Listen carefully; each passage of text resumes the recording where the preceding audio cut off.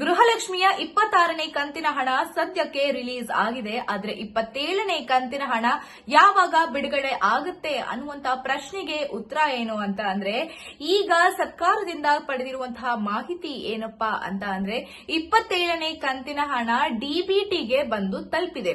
So ಆದ್ರಿಂದ ಸದ್ಯಕ್ಕೆ ಬಾಕಿ ಇರುವಂತಹ ಪ್ರೊಸೀಜರ್ ಆದ್ರೂ ಏನು ಅಂತ ಅಂದ್ರೆ, ನಿಮ್ಮ ಒಂದು ಖಾತೆಗೆ ಡಿಬಿಟಿಯಿಂದ ಹಣ ಬರೋದು ಅಷ್ಟೇ.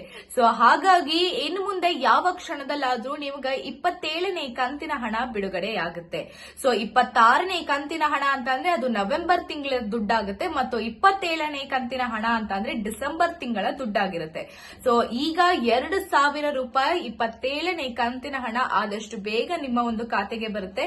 ಸೊ ಇನ್ನ ಕೂಡ ನೀವು ಸ್ಟೇಟಸ್ ಚೆಕ್ ಮಾಡಬೇಕು ಅಂತಂದ್ರೆ ನಿಮ್ಮ ಹತ್ತಿರ ಇರುವಂತಹ ಬ್ಯಾಂಗ್ಳೂರ್ ಒನ್ಗೆ ಹೋಗಿ ನೀವು ನಿಮ್ಮ ಸ್ಟೇಟಸ್ ಅನ್ನ ಚೆಕ್ ಮಾಡಬಹುದಾಗುತ್ತೆ. ಮತ್ತು ಇದೇ ರೀತಿಯಾದಂತಹ ಗೃಹಲಕ್ಷ್ಮಿ ಲೈವ್ ಅಪ್ಡೇಟ್ಸ್ಗಾಗಿ ಸಾರ್ವಭೌಮ ಟಿವಿಯನ್ನ ಫಾಲೋ ಮಾಡಿ ಮತ್ತು ಸಬ್ಸ್ಕ್ರೈಬ್ ಮಾಡಿ. ಧನ್ಯವಾದಗಳು. ನಾನು ನಿಮ್ಮ ಮೇಘನಾ.